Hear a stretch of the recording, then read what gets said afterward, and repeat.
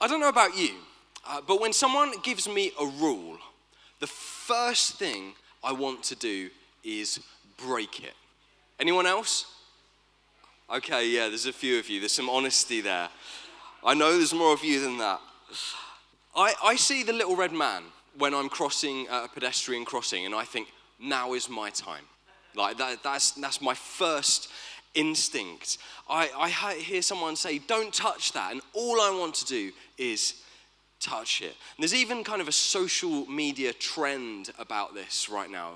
I think we've got one on the screen, and it's basically there'll be someone holding a message that says like, don't look at the guy behind me, and then the guy behind her will have a smaller message that's like, don't read the caption. And we can't help ourselves but click on the caption. It does wonders for their algorithm, and we get sucked into whatever marketing trap it is, because we can't resist it. We can't resist breaking the rule. And my colleague Jess was telling me earlier this week that as a kid, she wasn't allowed to watch SpongeBob. Really sad times, I know. Some of you are like, watch SpongeBob. It's great. And I quote, the reason she wasn't allowed to watch SpongeBob was because she was annoying enough already. Not my words, Jess's own words. But that just made her want to watch it more. That's the trouble with rules. As human beings, we are hardwired to rebel. Many of us struggle a bit with doing as we're told. And we've seen that all the way through the book of Romans, which we've been working through for the last couple of months now, week by week, chapter by chapter. But this week, Paul has something to say about how the way we respond to those in authority can be an expression of our faith in Jesus. And that's what the bulk of Romans 13 is about. And this next section is where we're going to spend most of our time tonight. We kind of got 3 parts tonight. The first one is the longest. So when that takes like 20 minutes, don't panic, everyone, okay? You'll be home in time for the football. So if you've got a Bible with you, why don't you grab it now? You can follow along on the screens. And I'm going to read us verses 1 to 7 from Romans 13. So Paul says, let everyone be subject to the governing authorities, for there is no authority except that which God has established. The authorities that exist have been established by God. Consequently, whoever rebels against the authority is rebelling against what God has instituted, and those who do so will bring judgment on themselves. For rulers hold no terror for those who do right, but for those who do wrong. Do you want to be free from fear from the one in authority? Then do what is right, and you will be commended. For the one in authority is God's servant for your good. But if you do wrong, be afraid, for rulers do not bear the sword for no reason. They are God's servants, agents of wrath, to bring punishment on the wrongdoer. Therefore, it is necessary to submit to the authorities, not only because of possible punishment, but also as a matter of conscience. This is also why you pay taxes. For the authorities are God's servants who give their full time to governing. Give to everyone what you owe them.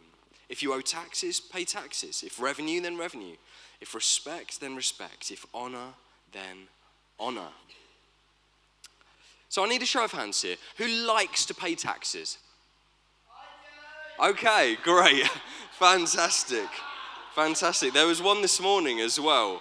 My next line in my little kind of cue cards here is, no, me neither. So that's to most of you. But we're entitled to our own opinions on these things. This is one of the passages in the Bible about doing some things which we don't necessarily enjoy. There are a few of them in there, but they're there for a reason. And I guess it's kind of obvious that if you're a Christian, if you call yourself a follower of Jesus, it makes sense that we would do what Jesus tells us to do. Like it follows on, doesn't it? If we follow Jesus, we do what he says. But what might not be so intuitive is that if we're followers of Jesus, we might want to do what those in authority over us say to do as well. And perhaps your response to that is like, yeah, okay, fine, fair enough. If you're wired that way, that's great. But perhaps if you're wired a little bit like me, with a bit of a rebellious streak, then you might find that idea a bit jarring. Maybe you strongly disagree with the government on some issue of the day. And by the way, whoever is in government, whatever party it might be, whoever the leader is, as Christians, we should never be 100% satisfied with any political party. We should never be 100% aligned, because there will always be things which we should agree with and things which we shouldn't. And actually, I met a politician for a coffee a few weeks ago, and I didn't even prime him. He jumped straight into criticising his own party. And I was a little bit taken back. But it got me thinking, if it's okay for him to criticize his own party, it's definitely okay for us as followers of Jesus to look critically at any political system, at any leadership, at any politic. Perhaps as I read those verses about submitting to governing authorities, you were imagining a scenario with a far more extreme leader than we have here today. Perhaps some of you have lived under much more extreme regimes than ours. And maybe you were wondering, would God still expect me to submit even to them, even to some terrible dictator? These are really good questions to wrestle with. And this is what we're going to unpack together over the rest of this evening. But I thought before we press into a few points, is some really important context here, is that Paul isn't writing submit to these authorities because he's like that with, whoever the governing person was at the time. He's not best buds with the emperor. In fact, at the time where Paul lived, where he was writing this letter to the Romans, there was this emperor called Nero. You might have heard of him, Roman Emperor Nero. And Nero was this brutal, narcissistic dictator who eventually persecuted and killed Christians, including Paul himself. Doesn't that kind of reframe a bit how we might hear some of these words? Paul is saying that we should obey authorities, even when those authorities he's writing about would ultimately go on to kill him for his faith. Whatever we might be suffering, whatever leadership, authority, whether it's in our workplace, whether it's in a local sense, whether it's nationally, whatever it might be, whatever we might be facing, Paul gets that, and he's writing this in spite of the opposition he knew. So let's look at a couple of points. First, Paul the pragmatist. Something we see here is that Paul is really pragmatic. Any really practical people here? Okay, like two of you, great. This morning at church, we had a power cut right before the service, and you saw the pragmatists. It's like they leapt from their seats and they started doing things, and it was actually beautiful to watch it all come together. But Paul, he's pragmatic. He doesn't compromise on matters of faith, but he's into finding practical ways for us to live for Jesus. And the point he's really making is that practically, if we're living under a government and we for the most part, in most places in the world, if we're living under a government and we follow their rules, we get to do things like go to church to worship. We get to share our faith with our friends and our family. We get to take a day off to rest, to Sabbath, to love our neighbors. We get to contribute to the community. We get to go to a hangout, little plug for hangouts. But the reality is that we can't do any of those things if we are so civilly disobedient that we end up in prison. Like you can't go to church if you're in prison. You can't go and tell your neighbors. You can't serve if you're behind bars. And this is based on verse 3, which says, "Do you want to be free from fear of the one in authority? Then do what is right and you will be commended." Basically, if you follow the rules, the government aren't going to get in the way, probably, of your making a difference for Jesus in your community. So Paul's really pragmatic. But in verse 5, we read Paul saying, it's necessary to submit to the authorities, not only because of possible punishment, i.e. because it's practical to not wind up behind bars. But he goes on, but also as a matter of conscience. Paul's not just a pragmatist, he's an idealist. as well. Any idealists here this evening? I'm assuming that's the other 99% of you who aren't pragmatists. Okay, we got a couple here. Do you see that Paul started the chapter by saying, let everyone submit to these authorities. He didn't make any exceptions. He didn't say, if you feel like it. He didn't say, some of you. Let everyone. He's not compromising. He says it's not only practical to submit to authority, but it's also a spiritual issue, a moral issue, a matter of conscience. It's something which God expects of us, and something that if our heart is to obey and to follow Jesus, we expect of ourselves. And I think that we can learn from Paul. Living in this world, we need to hold to the ideals that Jesus gives us. Some of these central truths of the Christian faith, right? That God sent his son, Jesus, who is Lord of lords and King of kings. He sent him to live and to love and to die on the cross. We know that he rose again bodily on the third day for us and our salvation. We know that he's given us his word to teach us. We know he's given us his spirit to bring it alive to us. We know that he teaches us to love God and one another. He sends us out to make disciples.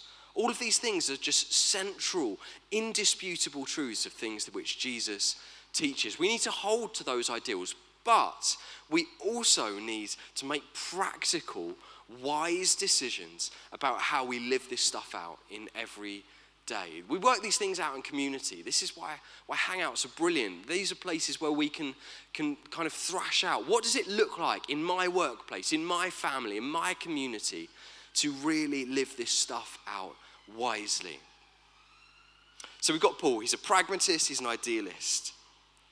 But there's this verse in verse 2. It talks about what God has instituted. He's talking about these authorities, these governing authorities, even Nero. And Paul is saying that God has instituted them. God has created that position of power. And it's a tough one, this, isn't it? Because I don't know about you, but I find it quite easy to imagine God working through a democratic election, right? To get a good leader that the majority of people agree on. I can see how God could work through that. But what about a leader who, uses, coercion or corruption or force to come to power? Does God institute them people as well? That we find far harder to stomach. And we know, don't we, that nothing is possible without God's involvement. We can't do a thing. We can't exist. We can't breathe without God somehow enabling it, without him kind of creating us to be able to do that. Nobody speaks, let alone comes to political power without God's involvement somehow. So God's involved in every decision, good and bad. We know that he's given us free will, this ability to choose between right and wrong. And whilst it pains God when we make these wrong decisions, because he longs for us not to hurt ourselves, not to do this damage to ourselves and those around us, he still allows us, enables us in one sense to do it. And when we think of some of history's most terrible regimes, or maybe even today's, I think it's quite jarring to think that God in any way institutes them or enables them. But I would argue that this isn't quite what Paul is getting at here. I've got a very sophisticated set of props today to kind of make this point. I'm going to start with this. This is my throne, okay? Like this, it's very fancy. I know we really pushed the boat out with the budget this time. But the thing is that if this is my throne, God has put it here. And if I sit on it and I am a really bad leader, and maybe some days I wake up on the wrong side of the bed and I'm a really bad leader, God still put the throne here. It's still his position. He created that authority that comes with it. But then if I wake up on another day and I'm a really good leader, it's still God's throne. It's still something which God has instituted, that position. Do you see how it belongs to God, whoever is in that position of authority? And that means that even if God were to institute a terrible leader, that doesn't mean that he blanket approves of everything that they might do. Even if the position belongs to the Lord, the person doesn't necessarily represent him. Appointment does not equal approval. God establishes the position, but he doesn't always endorse the leader or their actions. It's always good to look at different parts of the Bible and bring them together. So we've seen what Paul's saying in Romans here, but let's zoom just for a moment back into the book of Daniel, which is in the Old Testament, pre-Jesus. And in the book of Daniel, right at the start of it, it's great stories, by the way, you should go and read it if you haven't. Right at the start of that book, there's this bad leader called Nebuchadnezzar. And he is in this position which God has instituted, this position of great authority, but he uses it in a really bad way. And so some of God's people, they actually disobey the king. They don't do what the governing authorities say. And maybe you're thinking, but wait a minute, Paul says that we should obey them, so the Bible's going to criticize them for that, right? No, it doesn't. The Bible actually commends these guys for disobeying the king. How can it be? Is the Bible contradicting itself? You know, do we submit to authorities or do we just do what we like in life? This is when we need to use our discernment and our wisdom to read and understand the Bible as a whole, not just kind of plucking one part and using it however we see fit. We need to bring these two together. In this country, I'm guessing that most of us will know that the speed limit is 30 miles an hour. Okay, 30 miles an hour. And I know this too. I've become aware of that fact. And a few months ago, I was driving along in what I thought was a 40 road. It had 2 lanes, and I thought, oh, that must make it a 40. And I was driving along very safely, very carefully at 38. And I was very happy about that until I saw a flash. And then that flash was followed a few weeks later by a very unhappy letter in the post that told me that it wasn't actually a 40 zone, it was a 30 zone, which didn't go very well for me. I had to break this to Amy. If you think the wrath of the Lord is something to be worried about, you should worry about the wrath of Amy when you've got a speeding fine. Anyway, I've now learned my lesson. I've learned lots of things about how to tell what speed a road is. But the thing is that there's nowhere in the Bible, is there, that says we need to drive at 30 miles an hour. You know, you can't look up Lamentations 11 where it says, thou shalt drive at the speed of a little old lady in a Morris Minor. Like, there's nothing about that in there. But that doesn't mean that we get to do what we like. That is exactly the sort of thing where God says he gives the authority to governments to make that kind of decision for the good of the people. I was reminded of verse 4 where it says, if you do wrong, be afraid. They, in this case the DVLA, are God's servants, agents of wrath to bring punishment on the wrongdoer. And we can kind of get on board, right, with following these kinds of rules. It's a good thing to do. It's for the good of the people. But what if our government, like in the book of Daniel, were to make a law to ban us worshipping God, to ban us from coming to church, to ban us from sharing our faith with our friends? What then do we do? Do we follow the rule? Do we follow that law? Or is this time for a bit of disobedience? See, where there's no clash between God's commands and the government's laws, we got to go with them, right? We follow the laws of the land. But as soon as the two don't line up, we need to know that God is the one in ultimate authority, that his laws trump any other. And you know, Keir Starmer, or maybe Andy Burnham it's looking like, or Kemi Badenoch, or Nigel Farage, I'm covering the whole spectrum here. They might be the PM, but Jesus is the King of Kings and the Lord of Lords. And if the two come up against each other, we know who we need to follow. Verse 4 says, for the one in authority is God's servant for your good. This means that leaders, politicians, whoever it might be, have a responsibility before God to act in our best interests, in the best interests of the people, in the best interests of the community they serve. They're told to be servants of God and of God's people. And on paper, at least, to be an MP in this country, you still have to swear on the Bible. You still have to commit to be a servant of God, even if it's not always played out quite like that. See, as soon as someone in authority fails to do that, they lose their right to our obedience in that area. And that's when we need to live like the book of Daniel, to disobey in faith. And so as Christians, we see the norm in Romans 13, Paul says, is civil obedience, is following the laws. It brings order. It's a good thing to do. But the exception to the rule is in Daniel, this conscientious objection. But what we're never to do as followers of Jesus is just constant opposition. That's not what we're called to do. John Stott, the theologian, the former vicar at All Souls Langham Place, he puts this brilliantly. He says, we are to submit right up to the point where obedience to the state becomes disobedience to God. At that point, our Christian duty is not submission, but resistance. So that's the first part. Let's move on to the next part of the passage. This is much smaller, much simpler. I'm going to read verses 8 to 10. Follow along. Let no debt remain outstanding except the continuing debt to love one another. For whoever loves others has fulfilled the law. The commandments, you shall not commit adultery, you shall not murder, you shall not steal, you shall not covet, and whatever other command there may be, are summed up in this one command. Love your neighbor as yourself. Love does no harm to a neighbor. Therefore, love is the fulfillment of the law. Why does God care about us following local laws?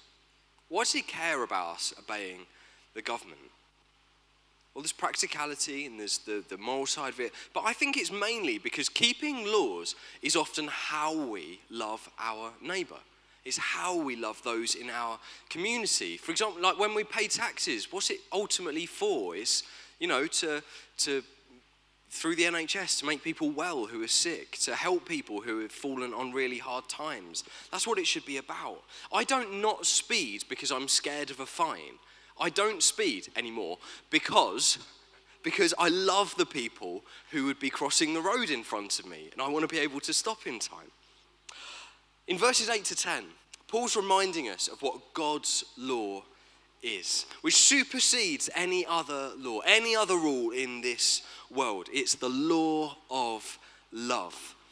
And all the instructions in the Old Testament, in the law, in the prophets, even Jesus' own teaching, they aren't replaced by these two, love God and love your neighbor, but they are expressions of these two things. So if you're making a decision, whether it's maybe in your work, you've got a hard decision to make, in your family, in your workplace, maybe where you're going to live, what car you're going to buy, I don't know. Does it pass the love test? Is the decision you're going to make the most loving decision? Is it generous to those around us? Does it benefit others or only ourselves? Paul, in that reading, he describes love as a debt. And I think that's kind of a negative word, isn't it, debt? When I think about debt, I immediately think about mine and Amy's mortgage. And on our mortgage, every month, we have to pay an eye-watering amount of interest to the Halifax. So, there's July's in there, and the next month there'll be August's in there, maybe September, another month, all the way to the end of the year. And it's not even touching the sides. It's not even beginning to make a dent in that debt. It's like the never-ending debt. Does anyone else ever feel that way? You look at your mortgage and you're like, it's just never going to go away. I say roll on 2049. The thing is, this is why Paul compares love to a debt, because we are never done loving. We've never finished with love. There's always more people to love or people to love more. There's always more love to do. Keep living in love is what Paul is teaching us here. Now in my Bible, verses 11 to 14, these are the last few verses of this chapter. They're entitled, "The Day is Near." And I wonder what comes into your mind when you think of those words in the Bible, the day is near. For me, I picture Southend High Street, early in the morning, a guy standing on what was once like a potato box with a loudspeaker, a very long beard, and a sign saying the day is near. And he's just yelling at people, trying to kind of shout or scare them into the kingdom. Does anyone else think of something like that when you hear the day is near? It's kind of, that's the image that comes into my mind. Personally, I think it's easier to love people into the kingdom than scare them in, but we're a diverse body. But this passage is about Jesus' return, and it's not about fear. It's not about scaring people, not by any means. This is actually all about hope. Let me read it for us, the last passage of the day. From verse 11, Paul says, "And do this," which, remember what we've just read, that is love our neighbor, he says. "And do this, understanding the present time. The hour has already come for you to wake up from your slumber, because our salvation is nearer now than when we first believed. The night is nearly over, the day is almost here. So let us put aside the deeds of darkness and put on the armor of light.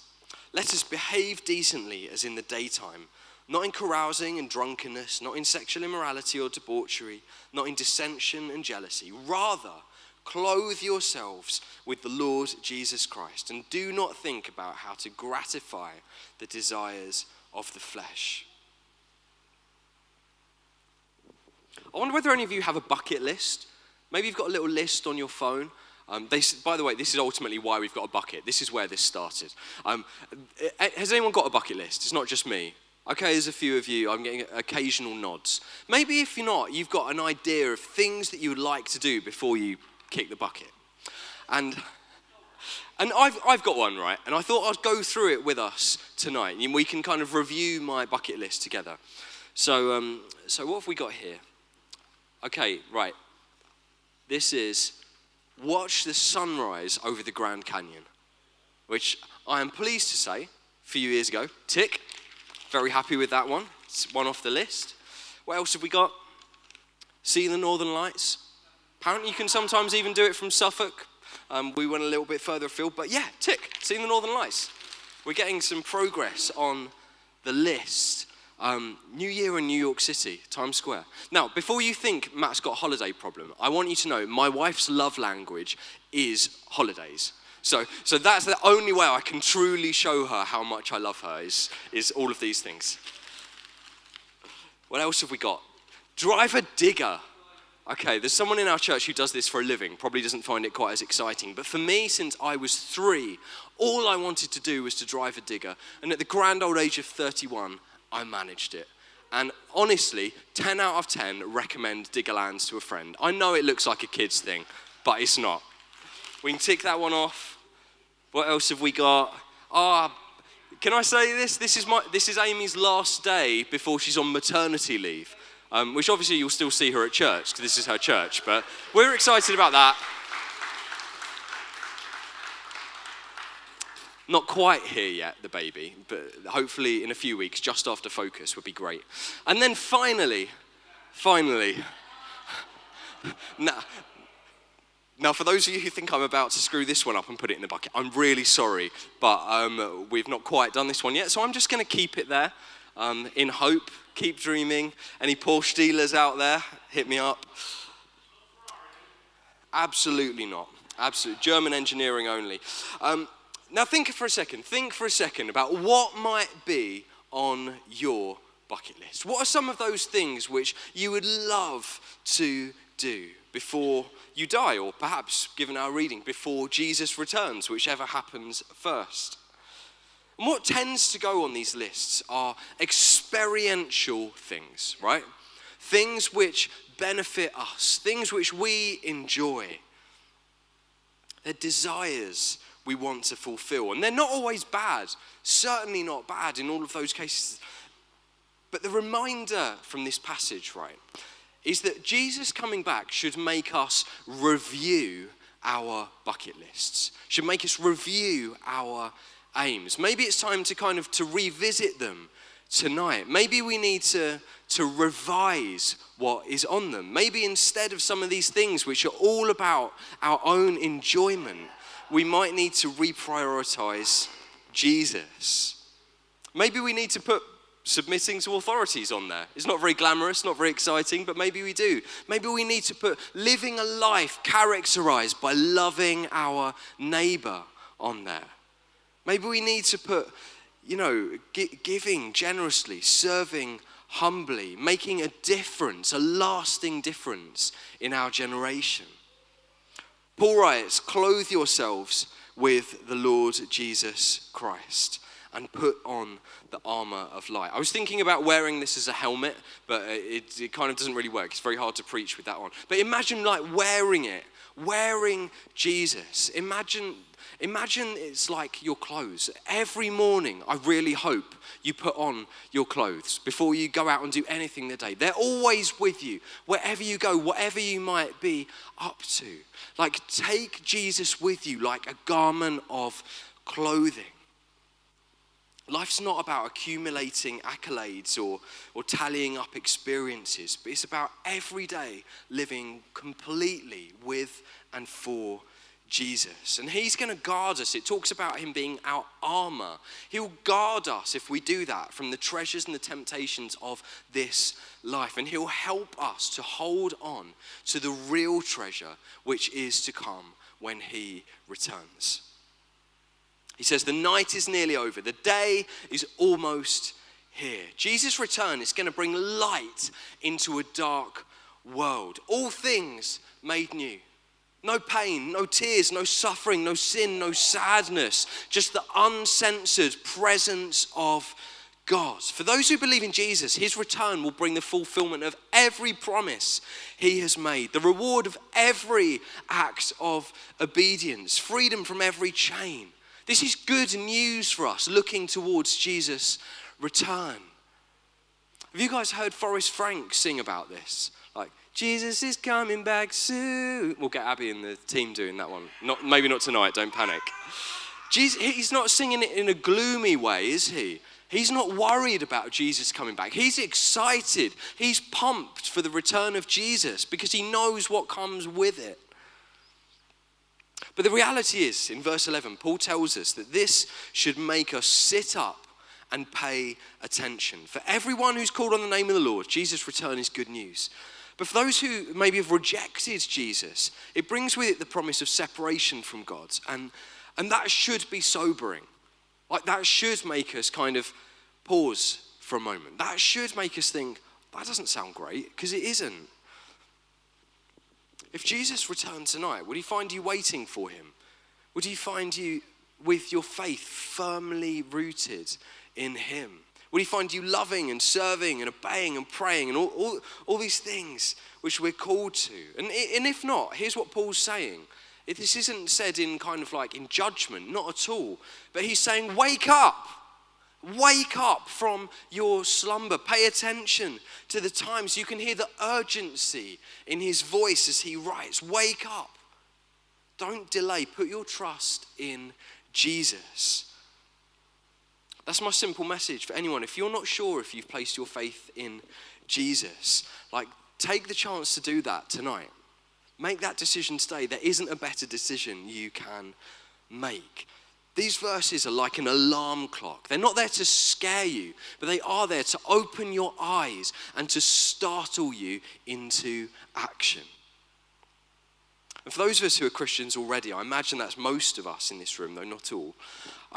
Paul's encouragement is don't give up. Don't throw in the towel, even when it's hard, even when temptation comes knocking. He's saying, hold on, hold fast, because what comes after will be worth any hardship we know now. It will pale into comparison. It will be worth any cost of obedience or love. He's reminding us that the light at the end of the tunnel, which is coming closer and closer day by day. And he's saying, let that spur us on into holiness. Let that be our encouragement not to fall into temptation. We're all tempted all the time. We all need the help of the Holy Spirit to live holy lives. We can't do it on our own. None of us can. But sometimes the Spirit helps us to resist by reminding us that our reward is rapidly approaching. The night is nearly over. The day is almost here. And if life's a struggle for you now, take these words to heart. As we close, let me take us right back to verse 1, which says, there's no authority except which God has established. There's no authority except that which God has established. God holds all authority. And maybe you feel a bit uncertain. Maybe you feel a bit anxious in the time that we're living through, or the circumstances of your life. You know, there's a lot to be anxious about. Unrest, war, political polarization, the rise of AI. And if you feel like that, let this chapter remind you that God holds all authority. That God is sovereign, that God is in charge, that Jesus sits on the throne as the King of Kings and the Lord of Lords. The princes and the powers and the politicians and the presidents of this world aren't really in charge. They only have authority under God, under Jesus. And he loves you. The one with all power, all authority cares deeply about you. That helps me rest a little easier. That helps me sleep a little more soundly, knowing who's in charge.